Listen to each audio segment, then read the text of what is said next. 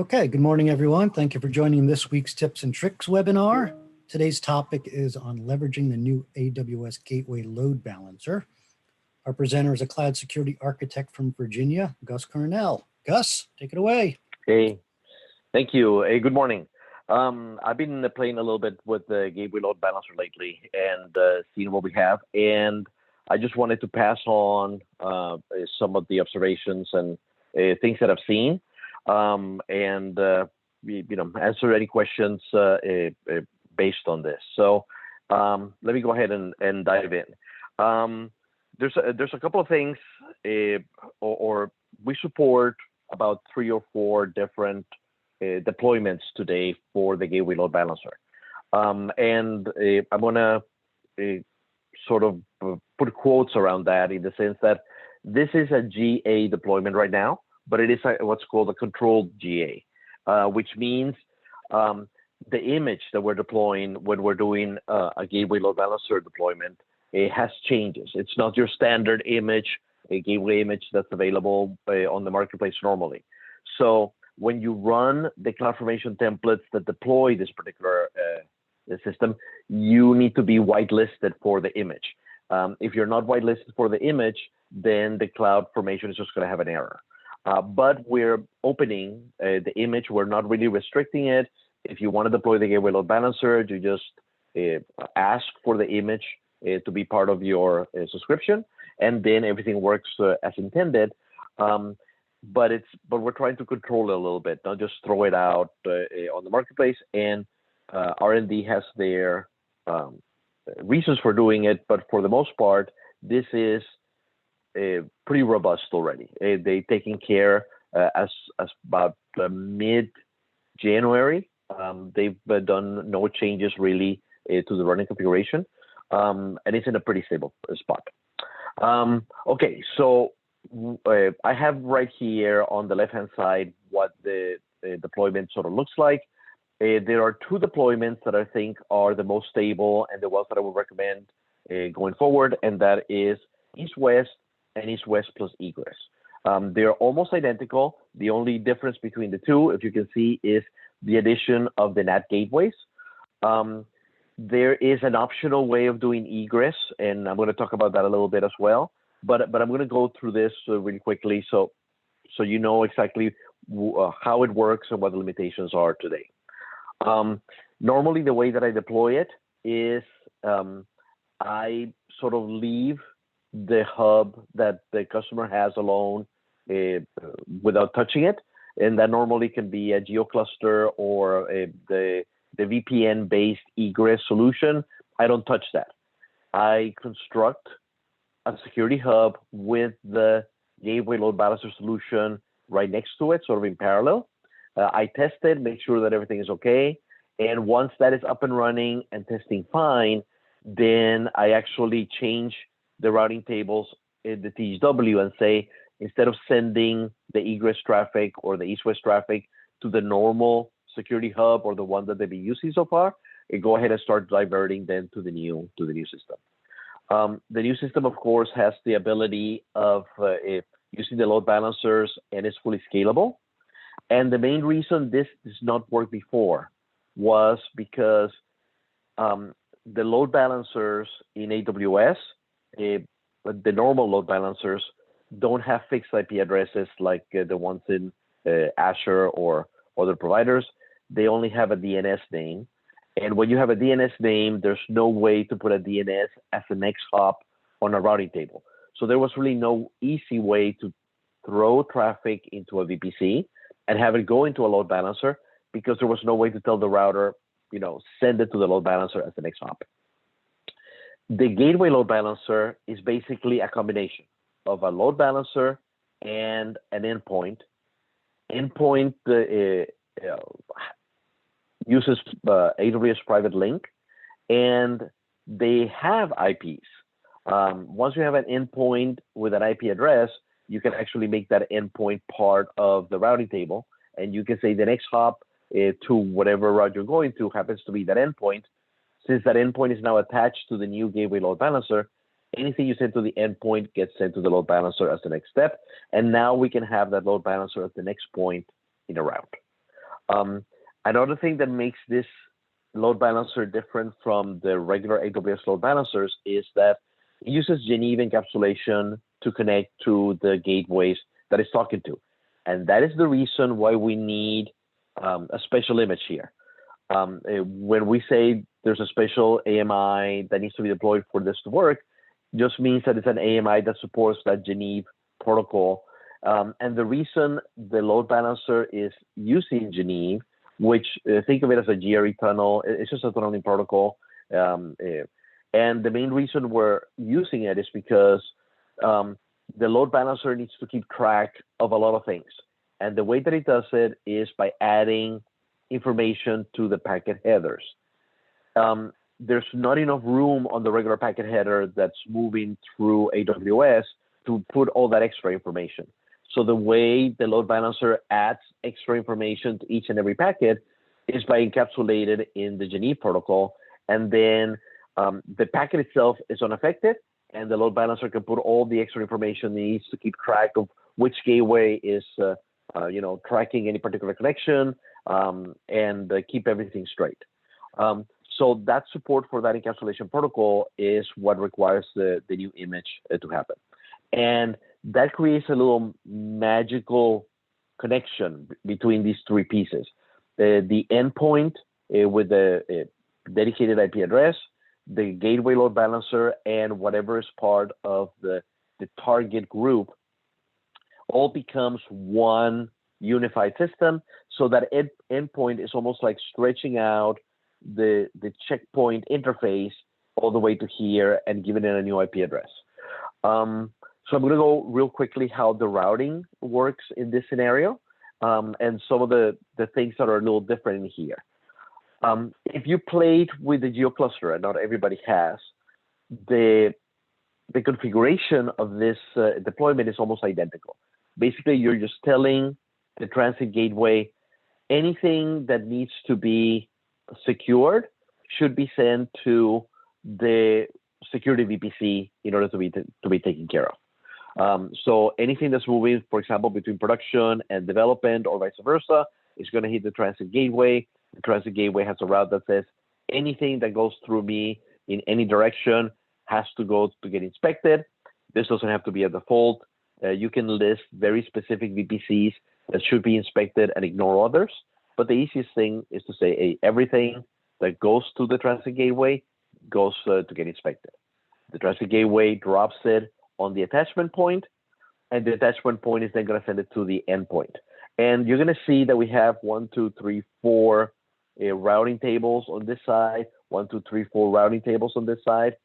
That is probably the single biggest drawback that I've seen when playing with this deployment. There's a lot of routing tables associated with it, and it's usually 4 routing tables per availability zone. If you have a single availability zone here, you're going to need 4 routing tables, 1 routing table for where the TGW drops into the system, 1 routing table for the endpoint, 1 routing table for the NAT gateway, 1 routing table for the actual checkpoint gateways as well. If you have 2 availability zones, then you're going to need 1 endpoint for each availability zone. Remember, there's a fixed IP on this system, so you cannot have the same IP across availability zones. These are completely separate data centers. So you're going to have an endpoint here, an endpoint here. So each one of those will need its own routing table. So 4 routing tables for 1 availability zone, 8 routing tables for 2 availability zones, 12 routing tables for 3 availability zones to set that static route that's just going to move the traffic through the system. And sadly, these routing tables do not get deployed automatically with the gateway load balancer. We have a CloudFormation template today that pretty much deploys everything, takes care of configuring the Geneva tunneling protocol. It takes care of deploying the endpoints and binding everything together, deploys the NAT gateways. We do a lot in an automated fashion, but today on the current CloudFormation template, we're not deploying these routing tables that are here. The routing tables are not very complicated. All they are is just a static next hop to the next item in the chain, but it's something that has to be set manually today, and it's a set of 4 of them for each availability zone that you deploy. So the traffic gets dropped at the TGW subnet attachment. Again, that's a full 50 gigabit connection to the new gateway LB deployment. There is a subnet there, the TGW subnet, that says if the traffic is going to a local system, like somebody's trying to connect directly to these checkpoint systems for administration or something to that effect, then go directly to them. If it's anything else, if it's going anywhere else outside of this VPC, that's an inspection point. So it gets into that endpoint deployment that we have here. Sorry. Anything that gets sent to the endpoint, it's automatic. It gets sent to the checkpoint gateways and comes back. There's no routing table that needs to be assigned here. If there's an incoming item into the endpoint, it gets sent to the gateway load balancer. The gateway load balancer picks which checkpoint is going to be inspected by. The checkpoint is going to inspect it. It's going to send it back. That encapsulation keeps or allows the gateway load balancer to keep track of which gateway is doing the processing, so we do not have to do any source netting whatsoever. And then the packet comes back out. And when the packet comes back out, it's going to hit that endpoint routing table. And then if it's internal, if it's going to any internal cloud or on-premise destination, it's going to get sent to the TGW. Anything else, it's assumed to be going outside, and it's going to be forwarded to the NAT gateway. The NAT gateway is also here. That packet goes to the NAT gateway, and then the NAT gateway sends it out to the outside. We are testing a deployment without NAT gateways. The NAT gateway deployment is the recommended deployment or the recommended architecture that AWS came up with. It is the one that it is fully QA today. We are considering and we are playing with putting public IP addresses on the gateways themselves. If you have public IP addresses on these gateways themselves, you can put quad 0 to the internet gateway routing right here. And then the gateways, if there's something going outbound, will have the capability of sending that directly to the internet.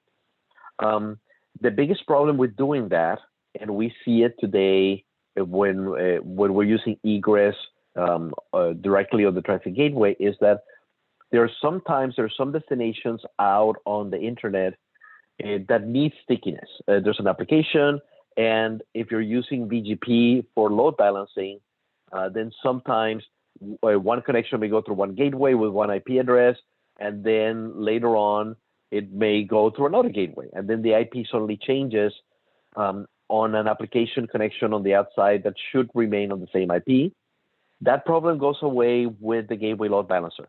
The gateway load balancer, if it's the same source and destination, will always keep it on the same gateway. So having that public IP here should be fairly safe to use. So we are QAing this configuration. You should be able to enable this configuration even if you deployed with NAT gateways. At some point in time, you can drop the NAT gateways and then use the public IPs on the checkpoints themselves. But today, the supported configuration is to use NAT gateways here.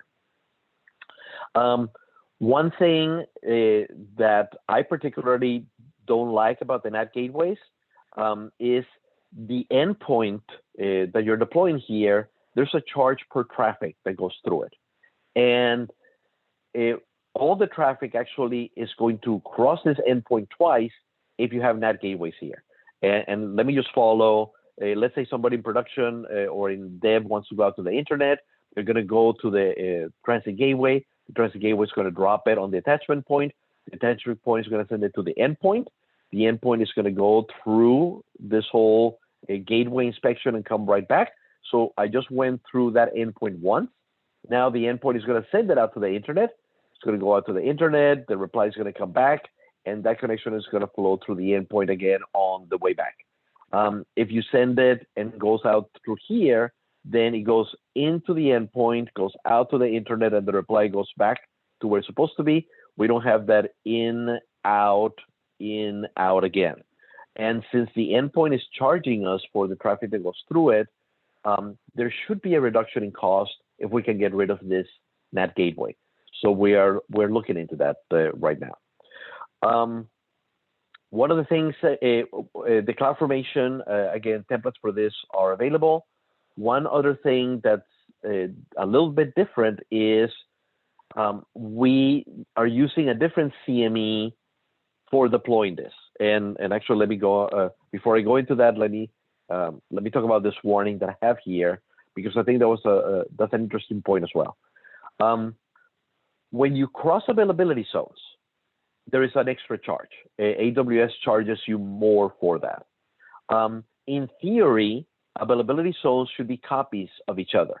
So it's basically in the original intent, an availability zone is just a separate data center. So in most cases, we want to duplicate the infrastructure that exists in one availability zone in the second availability zone, because if we lose one data center, we have an exact copy of our architecture on the other side. So the whole idea is AWS tries to keep traffic inside of the same availability zone as much as possible. So if this particular server is on availability zone A and is sending to another server on the destination in availability zone A, that's going to hit the transit gateway. The transit gateway is going to bring it into the subnet on availability zone A. It's going to send it to the checkpoint load balancers that live on availability zone A, and they're going to go forward to the destination that is also in availability zone A. That is the way AWS thinks. That is the way that they want to do it. That is the way that their charging model is set. You get no additional charge for traffic moving in that particular way. However, in some deployments, availabilities are not identical. So there could very well be somebody sourcing communication from availability zone A that's trying to hit something in an availability zone B at the destination. So there has to be a cross availability zone there. That means that retaining the communication on the same availability zone it's not going to work. And if we send something that tries to go through the same availability zone, the reply is going to be, the DGW is going to switch availability zones right here. The reply is going to try to stay on that second availability zone, and then it's going to send it on this side, which is going to go through a completely separate set of gateways that originally inspected the traffic. So you saw a question, and I'm gonna reply it in a second. There is a way to allow this to work. If your availability zones are different, if you will have cases where you're sending from one availability zone and hitting a target in a different availability zone, you have to enable something called appliance mode on the gateway load balancer. It is not enabled by default. I believe that the latest CloudFormation template enables it for us, and we'll double check on that because I have it on the screen. But it is something that you should check. If you do that, then you are going to be able to send something that is in one availability zone or receive it on the other without any issue. If that is turned off, you will have asymmetric issues because traffic going someplace will take one availability zone, but the reply traffic will be sent the other way to a completely different set of inspection gateways. So again, this is just because AWS wants to keep traffic on the same data center as much as possible, but there is a mode that you can set if your availability zones are not identical and you're actually targeting something that is on an availability zone that is different from the source that you have. That is what this appliance mode means, and it is an option on these particular systems. The question on the QA or the one that I saw is this GA? Yes, this is GA and full QA today in this deployment architecture. We're controlling it though. So if you want access to the CloudFormation templates, I can give you a copy of those. I can send those out along with the presentation, but they will not work unless you get the access to the image. And you need access to a special image because of the encapsulation that the gateway load balancer uses. Okay, I'm going to wait 3 more minutes to very quickly go to the rest of the presentation, and then I'm going to answer all the questions that I see. I just wanted to make sure that I address these things. I just mentioned this. The CloudFormation templates will only work if we've been granted access to the AMIs. This is the program manager for the system, but you can request them from your normal SEs or from me, and we will set it up. This is interesting. Okay, you do not need to have an 80.40 manager for this to work. The gateways themselves have to be 80.40, the ones that get deployed on the scale set, but you can manage them with our 80.20, our 80.30, or our 81 managers. And as long as you have the appropriate hotfix, it will work. So you do not need to wait and upgrade your manager to 80.40 if you want to deploy this. Today, we do not support VPN. That's a pretty normal thing when we have a scale set because the load balancers themselves do not understand the VPN concept. Some people keep trying to say, can we load balance clusters? Because they want the state sync. They want to be able to say, okay, instead of adding a single gateway to a scale set, I want to add clusters to the scale set and have clusters go up or down as needed. That is not supported. There's no way for us to support state sync or clustering and attach that to the gateway load balancer. And I mentioned this today, that spoke routing that I talked about for routes per availability zone, it has to be done manually. The CloudFormation template doesn't do it for us. Okay, next. I talked about the pricing is a little bit different. Okay, so the gateway load balancer, all load balancers in AWS have pricing that have to do with the traffic that goes through them. The gateway load balancer is cheaper because everything that goes through a gateway load balancer right now is doing it twice. So they sort of made it about half price to try to sweeten that blow. And there is also a per charge on traffic that goes through the endpoint that is associated with the gateway load balancer. So that is something to keep in mind. There is a charge per hour and there's a charge per traffic, but it's fractions of a cent in most cases. One other thing I talked about that the CME is different, and I'm about to reiterate that as well. But another thing that's different is the health probes. If people that have done deployments in Azure know that we have health probes that are automatically built into the Azure image, these health probe needs to be built into the modified AWS image that we have, in addition to the Genie protocol encapsulation. And right now it needs to be set manually. We cannot automatically set the health probe. We can in Azure because the health probes always comes from the same place. In here, the health probes are going to come from the gateway load balancer, and we don't know what subnet that gateway load balancer is going to be. So we need to come into the user def and specify where those health probes are going to be coming from. We don't want to say answer any health probe coming from anywhere. We just want to answer the health probes coming specifically from the gateway load balancers that we're attached to. So this is one modification that we have to make, and the CloudFormation template does not make it for us today. We can also specify what port we want. 8117, just like the one in Azure, is our default, but that's one thing that needs to be configured. And finally, the CME. We have a branch CME. This is not the same CME that we use everywhere else. So if you want to use this deployment, you have to change the CME from the latest deployment that we have right now to this branch deployment for now. And the one thing that this is doing that's different is supporting this -SS tag. And that is what allows the CME to recognize that a particular deployment is not just a regular auto-scaling group, but a gateway load balancer auto-scaling group.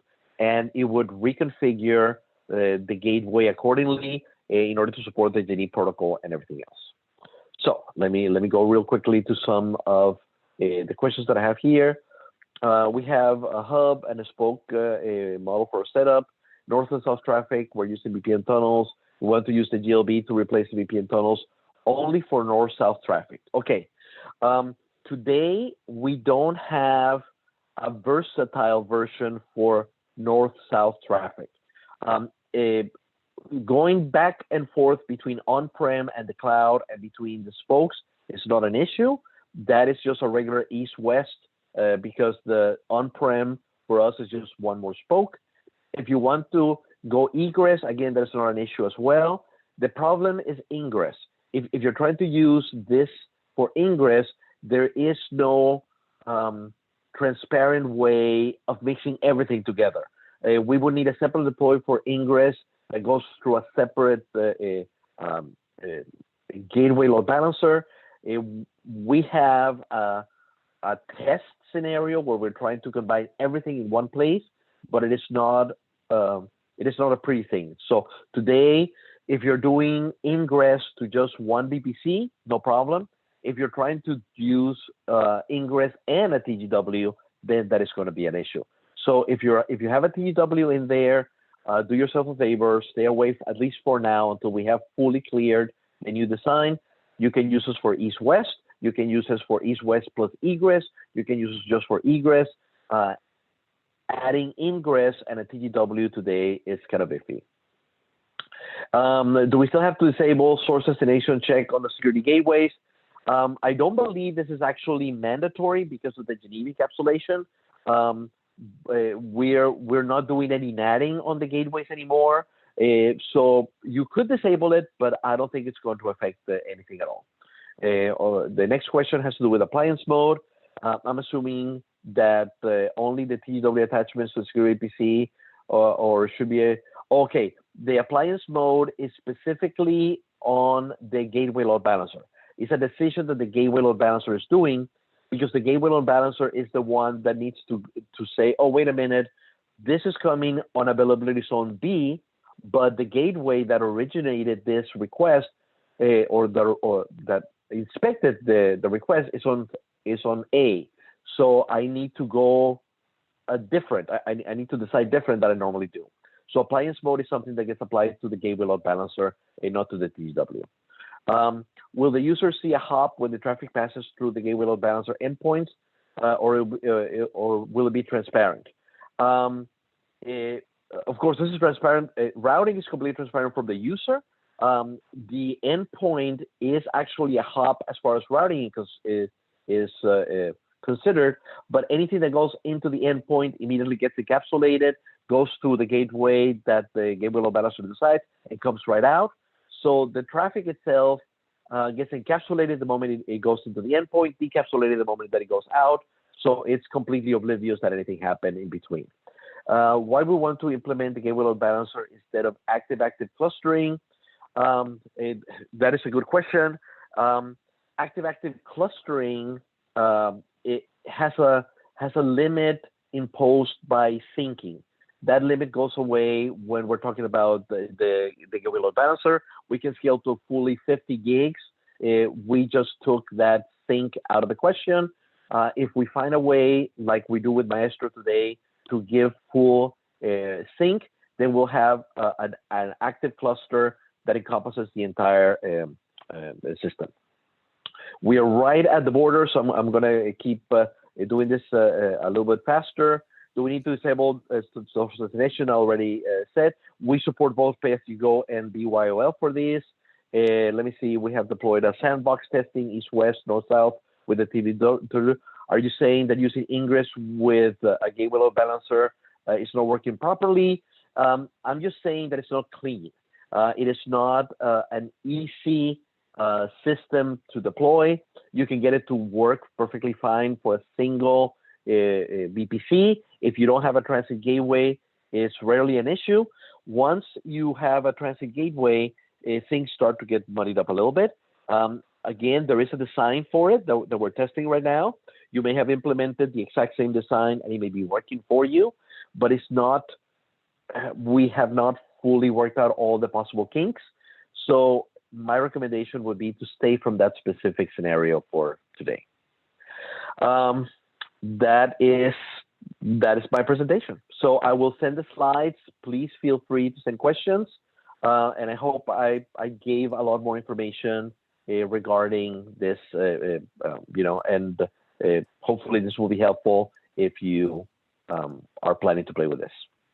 Oh, great. Thank you, Gus. Fantastic information.